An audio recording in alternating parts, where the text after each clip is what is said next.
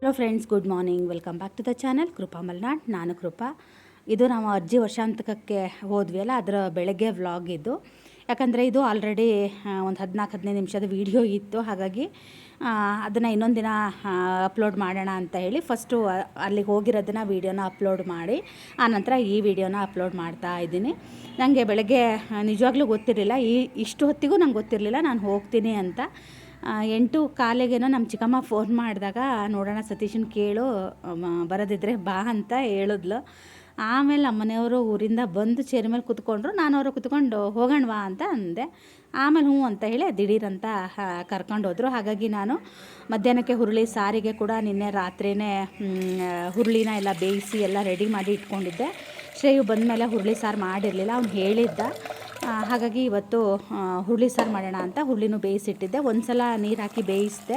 ಅದು ನೀರು ತುಂಬ ಕಮ್ಮಿ ಹಾಕಿದ್ದೆ ಅನಿಸುತ್ತೆ, ಸ್ವಲ್ಪ ಮಾತ್ರ ಕಟ್ಟು ಬಂತು. ಮತ್ತು ಇನ್ನೊಂದು ಸಲ ಅದರ ನಾನು ಮತ್ತೆ ಬೇಯೋದಕ್ಕೆ ಆ ಕಡೆ ಇಟ್ಟಿದ್ದೀನಿ. ಹಾಗೆಯೇ ತಿಂಡಿ ಬಂದು ಇವತ್ತು ದೋಸೆ ಆಲೂಗಡ್ಡೆ ಪಲ್ಯ ಮಾಡು ಅಂತ ಹೇಳಿದ್ದೆ, ಅದನ್ನು ಮಾಡ್ತಾಯಿದ್ದೀನಿ.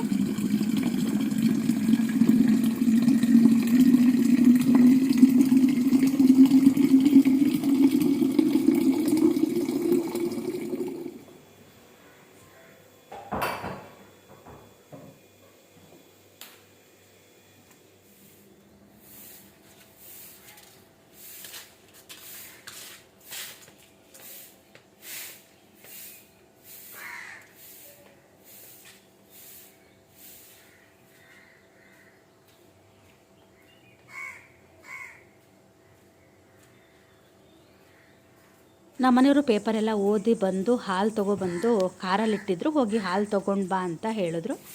ನಾನು ಹೋದೆ ಹಾಲು ತರೋದಕ್ಕೆ ಅಂತ ಹೋಗಿದ್ದೀನಿ. ಅವರು ಕಸ ಹೊಡಿತಾ ಇದ್ದರು. ನಾನು ಇಷ್ಟೊತ್ತಿಗೆ ಕಸ ಒಂದೊಂದು ಸಲ ಹೊಡಿತೀನಿ, ಒಂದೊಂದು ಸಲ ಹೊಡಿಯಲ್ಲ. ಹೆಚ್ಚಾಗಿ ಈಗ ಅವ್ರಿಗೆ ಕಸ ಹೊಡಿತಾ ಇದ್ದಾರೆ. ಅಂಗಳನ ಕಲ್ಲು ಹಾಕಿದ್ಮೇಲೆ ಅದು ಕಸ ಹೊಡಿಯೋಕ್ಕೆ ಈಸಿ ಆಗುತ್ತಲ್ವ. ಹಾಗಾಗಿ ಬೆಳಗ್ಗೆ ಈ ಟೈಮಿಗೆ ಹೊಡಿತಾರೆ. ಇಲ್ಲ ಅಂದರೆ ತಿಂಡಿ ತಿನ್ನೋಕ್ಕೆ ಬರ್ತಾರಲ್ವ, ಆ ಟೈಮಲ್ಲಿ ಇಬ್ಬರು ಸೇರಿ ಹೊಡಿತೀವಿ. ಹಾಲು 1.5 ಲೀಟ್ರ್ ತರ್ತಾರೆ ಯಾವಾಗಲೂ. ಒಂದು ಕಡೆ ಓಪನ್ ಇರಲ್ಲ, ಅಲ್ಲಿ ಆದರೆ ನಮಗೆ ಅರ್ಧ ಲೀಟ್ರದ್ದು ಸಿಗುತ್ತೆ. ಇಲ್ಲಿ ಅವರು ಹೆಚ್ಚಿಗೆ ನೀಲಿ ಹಾಲು ತರಿಸಲ್ಲ. ಅಲ್ಲಿ ತಂದಾಗ 1 ಲೀಟ್ರ್ ತರ್ತಾರೆ. ನಂಗೆ 1 ಲೀಟ್ರ್ ಹಾಲು ತಂದರೆ ಒದಗೋದೇ ಇಲ್ಲ, ಬೇಗ ಖಾಲಿ ಆದಂಗೆ ಆಗಿಬಿಡುತ್ತೆ. ಹಾಗಾಗಿನೇ ನಾನು 1.5 ಲೀಟ್ರ್ ತರಿಸಿದ್ರೆ ನನಗೆ ಹಾಲು ಜಾಸ್ತಿ ಇದೆ ಅಂತ ಅನಿಸುತ್ತೆ. ನಾನು ಹಾಲಲ್ಲೇ ಟೀ ಕುಡಿಯೋದ್ರಿಂದ ನಂಗೆ ಒಬ್ಬಳಿಗೇ ಒಂದು ಅರ್ಧ ಲೀಟ್ರಷ್ಟು ಹಾಲು ಬೇಕಾಗಿಬಿಡುತ್ತೆ. ನನಗೆ ಬೇರೆ ದಪ್ಪ ಹಾಲು ಅಷ್ಟು ಇಷ್ಟ ಆಗಲ್ಲ.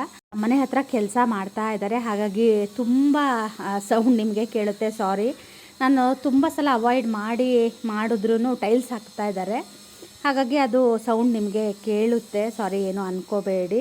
ನಾನು ರಾತ್ರಿಯೇ ಆಲೂಗಡ್ಡೆ ಬೇಯಕ್ಕೆ ಹಾಕಬೇಕಾಗಿತ್ತು, ಮರೆತು ಬಿಟ್ಟೆ.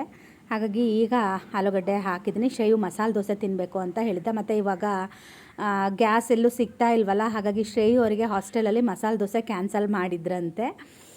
ತುಂಬ ದಿನ ಆಗಿತ್ತಂತೆ. ಚಿನ್ನಿಗಂತೂ ಊಟ ಕೂಡ್ದು ಅಂತಿದ್ಲು, ಅಷ್ಟು ಕೆಟ್ಟದಾಗಿರುತ್ತೆ ಅಂತ. ಗ್ಯಾಸು ಸಿಗ್ತಾ ಇಲ್ವಲ್ಲ, ಹಾಗಾಗಿ ಸ್ವಲ್ಪ ಕಷ್ಟ ಆಗ್ತಾಯಿದೆ. ಗ್ಯಾಸು ಸಿಕ್ಕಾಗ್ಲೂ ರುಚಿ ಅಷ್ಟಕ್ಕಷ್ಟೇ ಇತ್ತು. ಇವಾಗಂತೂ ತೀರಾ ಬಾಯಿಗೆ ಹಾಕೋಕ್ಕೆ ಆಗಲ್ಲ ಅಂತ ಇದ್ಲು. ಅದೇ ಅವಳು ಬರ್ತೀನಿ ಅಂತಿದ್ದಾಳೆ. ಸದ್ಯದಲ್ಲಿ ಅವಳು ಕೂಡ ಬರ್ತಾಳೆ. ಹಾಗೆ ನನ್ನ ಟೈಮ್ ಕೂಡ ಆಗಿತ್ತು, ಬೇಗ ಎದ್ದಿದ್ದೆ ಅಲ್ಲ. ಹಾಗಾಗಿ ಇವಾಗ ಟೀ ಮಾಡಿಕೊಂಡು ಒಂದು ಅರ್ಧ ಗಂಟೆ ಆರಾಮಾಗಿ ಕುತ್ಕೊಂಡು ಕುಡಿಯೋಣ ಅಂತ. ಶ್ರೇಯು ಬೇಗ ಎದ್ದು ಬಿಡ್ತಾನೆ. ಅವನಿಗೆ ಹಾಸ್ಟೆಲಲ್ಲಿ ಬೇಗ ತಿಂದು ಎದ್ದವನೇ ತಿಂಡಿ ಆಯ್ತಾ ಮಮ್ಮಿ ಅಂತಲೇ ಬರ್ತಾನೆ. ಹಾಗಾಗಿ ನಾನು 8:15 ಒಳಗೆ ತಿಂಡಿ ಮಾಡ್ತೀನಿ. ನಾನು ಈಗ ಹಳೆಯ ರುಟೀನ್ಗೆ ಹೋಗಿದ್ದೀನಿ. ನಾವು ಇದ್ದಾಗ ನಮಗೆ ಎಷ್ಟೊತ್ತಿಗೆ ತಿಂಡಿ ಅಡುಗೆ ಮಾಡಿದ್ರೂ ನಡೀತಾಯಿತ್ತು. ಇವಾಗ ನನಗೆ 8:15ಗೆ ತಿಂಡಿ, 12:15ಗೆ ಊಟ ರೆಡಿಯಾಗಿರಬೇಕಾಗುತ್ತೆ. ಶ್ರೇಯು ಹಾಸ್ಟೆಲಿಗೆ ಹೋದ್ಮೇಲೆ ತುಂಬ ಬದಲಾಗಿದ್ದಾನೆ. ಅಂದರೆ ತರಕಾರಿ ತಿನ್ನೋದು ಆ ಥರ ಎಲ್ಲ ಮಾಡ್ತಾನೆ. ಮುಂಚೆ ಎಲ್ಲ ಮಧ್ಯಾಹ್ನ ಅನ್ನ ಅಂತ ಊಟ ಮಾಡ್ತಿರ್ಲಿಲ್ಲ. ಮಧ್ಯಾಹ್ನ ಅಂತಲ್ಲ, ಅವನು 3 ಹೊತ್ತು ತಿಂಡಿಲೇ ಇರ್ತಾಯಿದ್ದ. ಇವಾಗ ಮಧ್ಯಾಹ್ನ ಊಟ ಮಾಡ್ತಾನೆ, ಮತ್ತು ರಾತ್ರಿನೂ ಅಷ್ಟೇ. ಹುರುಳಿ ಸಾರು ಅಂದರೆ ಅದನ್ನೇ ಊಟ ಮಾಡ್ತೀನಿ ಮಮ್ಮಿ ಅಂತಾನೆ. ಅದೇ ತರಕಾರಿ ಸಾರು ಇವಾಗ ಇಲ್ಲಿ ಊಟ ಮಾಡ್ತಾ ಇಲ್ಲ ಅವನು. ಯಾಕಂದರೆ ಅಲ್ಲಿ ಹಾಸ್ಟೆಲಲ್ಲಿ ಚೆನ್ನಾಗಿ ಊಟ ಮಾಡ್ತಾನೆ. ಅವ್ನು ಬೀಟ್ರೋಟು ಮತ್ತು ಇನ್ನೊಂದು 2-3 ಥರ ತರಕಾರಿನ ತಿಂತಾನೇ ಇರಲಿಲ್ಲ. ಈಗ ಅಲ್ಲಿಗೆ ಹೋದ್ಮೇಲೆ ಅದೆಲ್ಲ ತರಕಾರಿಗಳನ್ನ ತಿನ್ನೋದು ಕಲ್ತಿದ್ದಾನೆ. ಹಾಸ್ಟೆಲಿಗೆ ಹೋದ್ಮೇಲೆ ಮಕ್ಕಳು ಸ್ವಲ್ಪ ಡಿಸಿಪ್ಲಿನ್ ಎಲ್ಲ ಕಲಿತಾರೆ. ಮನೇಲಿ ಹೆಂಗೆ ಬೇಕಂಗೆ ಇರ್ತಾ ಇದ್ದ, ಯಾವ ಕೆಲಸ ಮಾಡಿದೆ ತನ್ನ ಕೆಲಸನೂ ತಾನು ಮಾಡ್ಕೊಳ್ಳೋದಾಗಿರ್ತಾ ಇದ್ದ. ಈಗ ಹಾಸ್ಟೆಲಿಂದ ಬಂದಮೇಲೆ ಅವನ ಕೆಲಸನ ಅವನು ಮಾಡ್ಕೊತಾನೆ. ಹಾಗೆ ಈರುಳ್ಳಿ ಕೂಡ ಹೆಚ್ಚಿ ಆಯಿತು. ನಾನು ಆಲೂಗಡ್ಡೆನೂ ಕೂಡ ಈಗ ಪೀಲ್ ಮಾಡ್ತಾಯಿದ್ದೀನಿ. ಹಾಗೆಯೇ ನಾನು ಮೊನ್ನೆ ಒಂದು ವಿಡಿಯೋ ಹಾಕಿದ್ದೆ ಗೊತ್ತಾ, ಯೂಟ್ಯೂಬಲ್ಲಿ ನಾನು ದುಡ್ದಿರೋ ಹಣನ ಏನು ಮಾಡ್ತೀನಿ ಅಂತ. ಅದಕ್ಕೆ ನನಗೆ ಒಬ್ಬರು ಕಮೆಂಟನ್ನು ಹಾಕಿದ್ರು. MV ದಾಕ್ಷಾಯಿಣಿ ಅನ್ನೋರು ಹಾಕಿದ್ರು. ಸುಮಾರು ಒಂದು ಅರ್ಧ KG ಚಿನ್ನ ಇರಬಹುದಾ ಅಂತ ಹಾಕಿದ್ರು ನನಗೆ. ಅದಕ್ಕೆ ವೀಣಾ ಅನ್ನೋರು ಹಾಕಿದ್ರು, ಅವರಿಗೆ ಜೋಕ್ ಮಾಡಬೇಡಿ, 5 KG ಗೋಲ್ಡ್ ಇದೆ ಅವ್ರ ಹತ್ರ. ಸಬ್ಸ್ಕ್ರೈಬರ್ ಕೌಂಟ್ ನೋಡಿದ್ರೆ 5ರಿಂದ 6 ಸಾವಿರ ಇದೆ, ಅದು ಪಾಸ್ಟ್ 5 ವರ್ಷದಿಂದ ಅಂತ ಹೇಳಿದರು. ಇದು ಗ್ರೇಟ್ ಅಚೀವ್ಮೆಂಟ್ ಅಂತ ಹಾಕಿದ್ರು. ನಾನು ಯೂಟ್ಯೂಬ್ದು CEO ಅಂತೆ. ಹೌದು, ಹಾಗೆ ಅಂದ್ಕೊಳ್ಳಿ. ನಾನೇನು KG ಗಟ್ಟಲೆ ಬಂಗಾರ ತಗೊಂಡಿದ್ದೀನಿ ಅಂತ ನಿಜವಾಗ್ಲೂ ನಾನು ಮೆನ್ಷನ್ನೇ ಮಾಡಿಲ್ಲ. ನೀವು ವಿಡಿಯೋನ ಪೂರ್ತಿಯಾಗಿ ನೋಡಿ ವೀಣಾ ಅವರೇ, ಗೊತ್ತಾಗುತ್ತೆ ಆವಾಗ ನಿಮಗೆ. ಹಾಗೆಯೇ ಇನ್ನೊಬ್ಬರು ಕೂಡ ನನ್ನ ಪರ ವಹಿಸಿ ಮಾತಾಡಿದ್ದಕ್ಕೆ ಅವರಿಗೂ ಕೂಡ ಹೇಳಿದ್ದಾರೆ. I am not jobless to make YouTube videos ಅಂತ ಹಾಕಿದ್ದಾರೆ. ಅವರು ಇಂಜಿನಿಯರ್ ಆಗಿ ಕೆಲಸ ಮಾಡ್ತಾ ಇದ್ದಾರಂತೆ. ಹಾಗೆ ಸ್ಟಾಕ್ ಮಾರ್ಕೆಟಲ್ಲಿ ಇನ್ವೆಸ್ಟರ್ ಅಂತೆ. ನೀವು ಏನಾದರೂ ಮಾಡ್ಕೊಳ್ಳಿ, ನನಗೆ ಅದು ಸಂಬಂಧ ಇಲ್ಲ, ನಾನೇನು ನಿಮಗೆ ಕೇಳಿಲ್ಲ. ನಾನು ತೊಗೊಂಡಿರೋದನ್ನು ನಾನು ಮಾಡಿಸಿರೋದನ್ನು ಹೇಳಿದ್ದೀನಿ ಅಷ್ಟೇ. ನಾನು ಎಲ್ಲೂ ಮೆನ್ಷನ್ ಮಾಡಿಲ್ಲ ನಾನು ಯೂಟ್ಯೂಬಿಂದ KG ಬಂಗಾರ ತೊಗೊಂಡಿದ್ದೀನಿ ಅಂತ ಹೇಳಿ. ನಾನು ಯೂಟ್ಯೂಬ್ ಶುರು ಮಾಡಿ 5 ಇಯರ್ಸ್ ಆಗಿದೆ. ಆವಾಗ ಇಷ್ಟು ಬಂಗಾರದ ರೇಟು ಕೂಡ ಇರಲಿಲ್ಲ. ಮತ್ತು ನಾನೇನು ಅಷ್ಟು ತೊಗೊಂಡಿದ್ದೀನಿ ಅಂತಲ್ಲ, ನನ್ನ ಕೈಯಲ್ಲಿ ಎಷ್ಟು ಸಾಧ್ಯನೋ ನಾನು ಅಷ್ಟನ್ನ ತೊಗೊಂಡಿದ್ದೀನಿ ಅಂತ ಹೇಳಿ. ನೀವು ಸ್ಟಾಕ್ ಮಾರ್ಕೆಟ್ ಮೇಲೆ ಹಾಕಿದಾಗೇ ನಾನು ಗೋಲ್ಡ್ ಮೇಲೂ ಕೂಡ ನಾನು ಇನ್ವೆಸ್ಟ್ಮೆಂಟ್ ಥರನೇ ಮಾಡಿದ್ದೀನಿ. ಆದರೆ ಅದನ್ನು ನಾನು ಯೂಸ್ ಮಾಡ್ತೀನಿ ನನಗೆ ಕಷ್ಟ ಬಂದಾಗ, ಅಥವಾ ಯಾವುದೋ ಒಂದು ಕಾಲದಲ್ಲಿ ಅದನ್ನು ಕೂಡ ನಾವು ಉಪಯೋಗಿಸ್ಕೋಬೋದಲ್ವ. ಹಾಗಾಗಿ ದಯವಿಟ್ಟು ಯಾರ ಬಗ್ಗೆನೂ ಹಾಗೆ ಮಾತಾಡಬೇಡಿ. ಹಾಗಾದರೆ ಈಗ ಯೂಟ್ಯೂಬ್ ಮಾಡೋರೆಲ್ಲರೂ ಕೆಲಸ ಇಲ್ದಿದ್ದವ್ರಾ? ಹಾಗಾದ್ರೆ ಅವ್ರಿಗೆ ಯಾರಿಗೂ ಜಾಬೇ ಇಲ್ವಾ? ಹೌದು, ಹಾಗೆ ಅಂದ್ಕೊಳ್ಳಿ. ನನಗೆ ನಿಜವಾಗ್ಲೂ ಜಾಬ್ ಇರಲಿಲ್ಲ. ಯಾಕಂದರೆ ನಾನು 2 ಮಕ್ಕಳ ತಾಯಿಯಾಗಿ ಮದುವೆ ಆಗಿ 10-12 ವರ್ಷ ಅಲ್ಲ 15-16 ವರ್ಷ ಆದಮೇಲೆ ನಾನು ನನ್ನದು ಅಂತ ಒಂದು ಜಾಬ್ನ ಹುಡ್ಕೊಂಡು ನಾನು ಆ ಜಾಬ್ನ ಮಾಡ್ತಾಯಿದ್ದೀನಿ. ನನಗೆ ನನ್ನ ಬಗ್ಗೆ ನಿಜವಾಗ್ಲೂ ಹೆಮ್ಮೆ ಇದೆ. 5 ಜನ ಸಬ್ಸ್ಕ್ರೈಬರ್ ಇದ್ದರು, ನನಗದು ಖುಷಿ ಕೊಟ್ಟಿದೆ. ಮತ್ತು ನನಗಿರೋ ಸಬ್ಸ್ಕ್ರೈಬರ್ಸ್ ಎಲ್ಲರೂ ಅಷ್ಟೇ ತುಂಬ ಒಳ್ಳೆಯವರು, ಮತ್ತು ನನ್ನನ್ನು ತುಂಬ ಅರ್ಥ ಮಾಡ್ಕೊಂಡವ್ರು ಇದ್ದಾರೆ. ನಿಮ್ಮಂಥವ್ರ ಅವಶ್ಯಕತೆ ನಂಗೆ ಖಂಡಿತ ಇಲ್ಲ. ನೀವು ಯಾಕೆ ನನ್ನನ್ನು 5-6 ವರ್ಷದಿಂದ ಫಾಲೋ ಮಾಡ್ತಾ ಇದ್ದೀರ ಅಂತ ನಂಗೆ ಅರ್ಥ ಆಗಿಲ್ಲ. ನೀವು ಕೆಲಸ ಇಲ್ಲದೇ ನನ್ನ ಯೂಟ್ಯೂಬ್ ಚಾನಲ್ನ ನೋಡ್ತೀರಾ. ಅಷ್ಟು ಕೆಲಸ ಇರೋರು ಅದು ಹೇಗೆ ಪುರ್ಸೊತ್ತು ಮಾಡ್ಕೊಂಡು ನನ್ನ ಚಾನಲ್ನ ನೋಡಿ ಈ ಥರ ಬೇಡದೇ ಇರೋ ಕಮೆಂಟ್ಗಳು ಮಾಡೋದು? ಅಟ್ಲೀಸ್ಟ್ ನೀವೇ ಸ್ವಂತ ಕಮೆಂಟ್ ಮಾಡಿದರೂ ಪರವಾಗಿಲ್ಲ, ಯಾರೋ ಕಮೆಂಟ್ ಮಾಡಿದ್ದಕ್ಕೆ ಹೋಗಿ ಕಮೆಂಟ್ ಮಾಡ್ತೀರಾ. ಇಲ್ಲೇ ಗೊತ್ತಾಗುತ್ತೆ ನನಗೆ ಕೆಲಸ ಇಲ್ವೋ ಅಥವಾ ನಿಮಗೆ ಕೆಲಸ ಇಲ್ವೋ ಅಂತ. ನಾನು ಯಾರು ಇದಕ್ಕೂ ಹೋಗಿ ಮೂಗು ತುರಿಸಿ ಇದು ಮಾಡಲ್ಲ.